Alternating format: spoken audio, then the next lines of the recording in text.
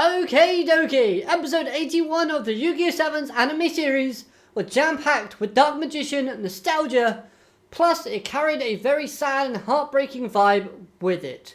And the main focus was Goha Yuuga versus Otis, and we get to see the aftermath of episode 79.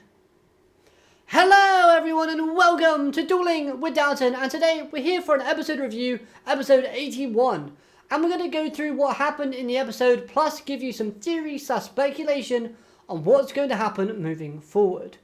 So, first off, let's talk about the episode's mood and atmosphere, as it started off very sad and heartbreaking by showcasing us the aftermath of episode 79. Because we see characters like Gakuto and Roman, who Roman doesn't have any memory of Kaizo, but does acknowledge Yuga by name. Now this does tell us that she had some interactions with Yuga before the series started. Obviously, this is evident to her remembering Yuga's name and who he actually is. And we'll come back to that because that links to a theory in just a minute. However, even sadder than seeing Roman and Gakuto, we see the effects that the ritual had on Asana and Nail, who, if you remember, started off as our antagonists. And their worldly views were massively different than what they were at the start of episode 79. So when we get to see Asana return and seeing her beloved R6 modified, this was heartbreaking, not only for her, but for us as the viewer watching this. Because it's her development up to this point being stripped away, and all Yuga could do was watch from a distance. Now, Nail returning to Gohard isn't really that big of a deal, but it does go against his actions in episode 65 in him stepping away from Dueling to find himself and his true purpose and goal. So that was a little bit sad to see as well. What makes these visits to our memory lost heroes even more sadder was the music playing in the background. This is what created the impactful and emotional atmosphere. The music was absolutely perfect in these segments, and without it, they wouldn't have been as good. The music elevated it. Now then, let's cycle back round because it's theory time. And I want to talk about Roman saying hello to Yuga, because this segment was rather intriguing, as it could just mean they interacted before the events of Sevens took place, or if we pair it with the new information relating to the Monster Reborn ritual, it could lead to a loophole/easy fix for our protagonists. Now, this is all speculation with this theory, but the Monster Reborn ritual is said to be boosted. The effects are better if you, the user, are using the deck you're attacking's most important monster. And this is why we see Goha Yuuga using the Dark Magician against Otis. That's why he was using Seven's Road Magician against Luke, because obviously it was Yuga's deck's most important card. So this piece of lore added more depth and more layers to the Monster Reborn ritual and card, which I absolutely thought was great because that's something we needed within the series. However, throughout all of Yu-Gi-Oh! We've seen time and time again duelists creating a bond with their cards and deck. So with Roman, Gakuto, Nail and Asana all being affected by the Monster Reborn ritual that was set up using Seven's Road Magician, could this mean that they got affected by the ritual, but not the 100% treatment? After all, it wasn't their deck's most important card ritualing them, but instead someone else's most important card. What I'm saying is, if we were to ritual Roman, wouldn't Primarina Katana have more effect when using the Monster Reborn ritual than her being affected by a ritual using Seven's Road Magician? Therefore, maybe she remembers bits and pieces, but it's still not enough for her to fully acknowledge rush dueling. So she remembers Yuga, but not Yuga creating rush duels. A counterpoint to this theory, however, though, is if this is the case, why did the ritual affect them in the first place? Well, the interesting thing about that is that every one of Yuga's friends that got affected by the ritual have lost to Yuga when Seven's Road Magician was in the deck. This of course makes a connection between Seven's Road Magician and the characters that had their memory wiped. Luke is exempt from this because he said that his devil saved him, which is a massive mind mess in of itself because we still don't fully understand that yet. However, Luke has never lost to Yuga when Yuga was using Seven's Road Magician. So the combination of not having the connection to Seven's Road Magician plus Luke's devil saving him equals Luke not being affected. Again, this was just speculation with a little bit of information that we have been presented with. If this ends up being true, then we don't need Monster Reborn to restore the memories of our heroes. Instead, we just need to duel them. And Yuga would just have to win against all of his friends using Seven's Road Magician, because that was the card that first was set up the ritual with. I also thought it was very intriguing how Roa wasn't shown within this episode, yet everybody else was. We had a small mention of Roa roaming the band, but nothing about Roa himself. Moving along to Goha Yuuga, and I've got to be honest, I'm starting to feel conflicted / less interested in this character. On the one hand, I am liking the dark edgy vibes he's been adding in to Yu-Gi-Oh! Sevens, and the fact that he's being portrayed as being decently smart for an antagonist. I love the deduction on what Goha Yuuga thought Otis' end goal was, in him thinking Otis wants to give dueling back to kids in hope of making everyone happy again. That was a great piece of dialogue, but it wasn't confirmed by Otis to be correct. If it is, it gives us a bit of insight into Otis' goals, while also showcasing Goha Yuuga as being positively smart. Goha Yuuga's cards are awesome as well, and all of those things I mentioned are positives about the character. However, on the other hand, this episode highlights a few negatives for me. More importantly, or mostly I should say, his childish temper tantrums. Whenever Goha Yuuga isn't in control, or someone flips the script on him, his first reaction is to throw a hissy fit, instead of calmly assessing the situation and making countermeasures to combat that. You see examples of this when Goha Yuuga is in Nanaho's base. He's angry at his loss to Luke and doesn't understand why the ritual didn't work. He's throwing things around and getting quite stroppy. Another example is when Otis switches the target he's attacking with magical hats, making Goha Yuuga wrong when he was originally correct. Oh, and the consistent speak of chaos, despair and darkness is being laid on a little bit too thick now in my opinion. It's starting to get a little bit boring. When Goha Yuuga said this lacks chaos, I was thinking, are you Gordon Ramsay? I'm fully aware that all of these characters in Sevens are children, and they have every right to act like children, which Goha Yuuga is perfectly doing. But what I'm trying to say is, if you're a big bad villain that's trying to create despair and darkness and rule the world, then you should be able to keep your fragile ego in check a little bit better.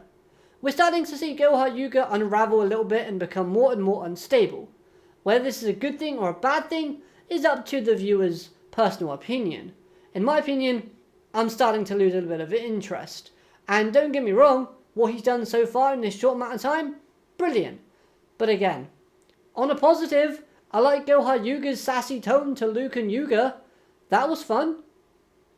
Now we're going on to Otis, as this was a very interesting aspect of the episode. Was I the only one who found his actions after losing somewhat disturbing, but also awesome at the same time? The guy didn't know anything or where he was. Other characters who have been ritualized have seemed to handle their situation better than what Otis did. He freaked out and ran away screaming.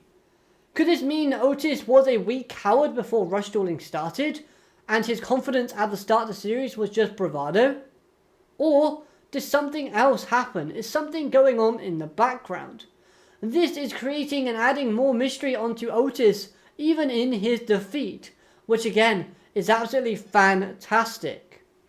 Going back to what Goha Yuuga said about Otis' plans / goals, I thought it was very fascinating how the ideas matched up to what the Gohard supercomputer on the moon, was kind of hinting at in the last episode.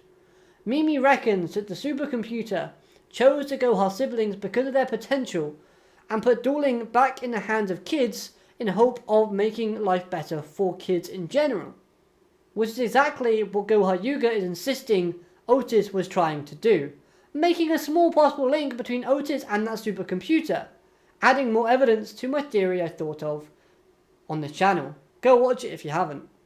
Now then, from a dueling aspect, I think this might be one of my favourite duels Otis has participated in within the series. I love the nostalgia factor of seeing Dark Magician and the Dark Magician Girl back in action. Plus, a ton of other great cards were given to us within this episode and are now inserted into the Rush Dueling format, which is fantastic for a number of reasons. We see magical hats get introduced, and it's now changed to being called Magical Hat Tricks. Its effect allows you to draw 2 cards and place 3 monsters in defense mode into each hat. The design on this card, however, looks like a combination of Monster, Dark Magician, and SEVENS Road Magician sort of design pattern with the rings and the eyes. That's pretty cool. We get Mystic Box, who once was a spell card but now is revamped into a trap card called Mystic Shift Box, which basically allows you to change the target your opponent has chosen to attack. We also get a revamped version of Magical Curtains, which I absolutely loved because I loved using this card in Master Duels. However, in Master Dueling format, it takes a bunch of life points away from you, depending on how much life points you have. But in Rush Dueling, it only takes 1,000. I bring these cards up because they somewhat make me happy to see them brought into the Rush Dueling format. But of course they all have their own creative twist and flair to them, making them not only unique, but also making it so a Dark Magician deck is a bit more viable instead of just a legend card that you get to add to a random spell caster deck. And while we're on the topic of cards, Goha Yuuga ditching his 3 copies of Monster Reborn was a big power play, but also a slightly dumb move. I'm sure Nanaho can get her ladybugs to eat the cards and not fully digest them, so she can have the Monster Reborns herself.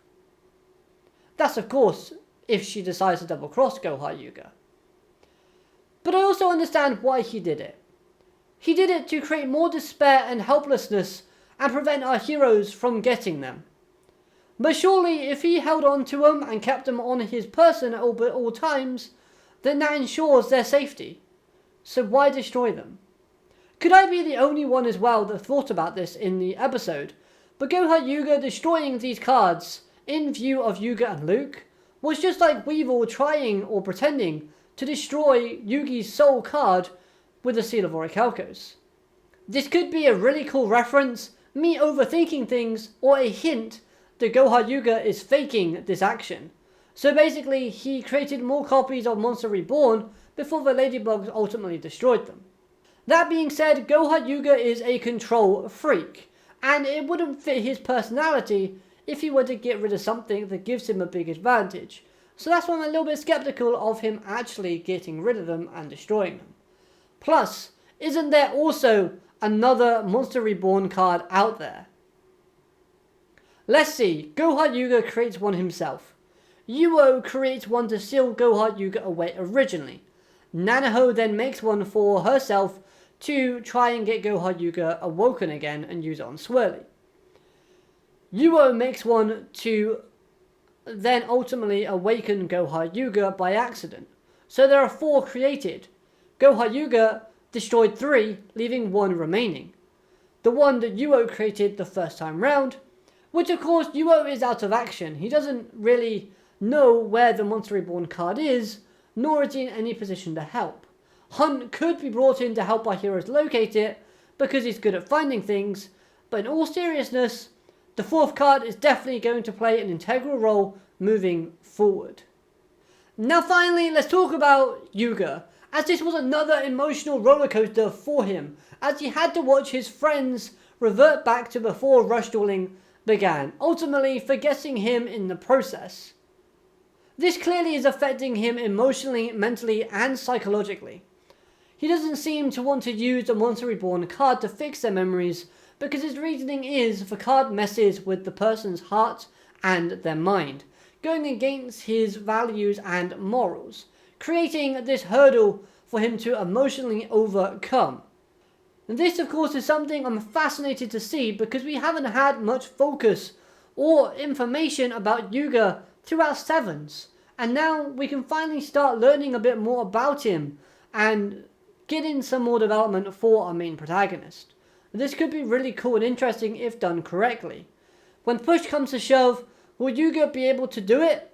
Or will he find another way? Maybe a way like I mentioned earlier on. Overall, for me, this episode was pretty decent. I loved the music, and the awesome ninja fight at the end was pretty cool. The emotional aspect on display was brilliant, and I guess one issue with the episode was the reused animation clips, but I'm not really that bothered by that. Plus, we did get an amazing anime summoning for the Dark Magician, which looks visually amazing. Anyways, I hope you enjoyed this review. Let me know your thoughts in the comment section down below. And if you liked it, like, comment, subscribe, all of that good stuff, and I'll be seeing you next time. Have a great day. Alligator, matane. Goodbye.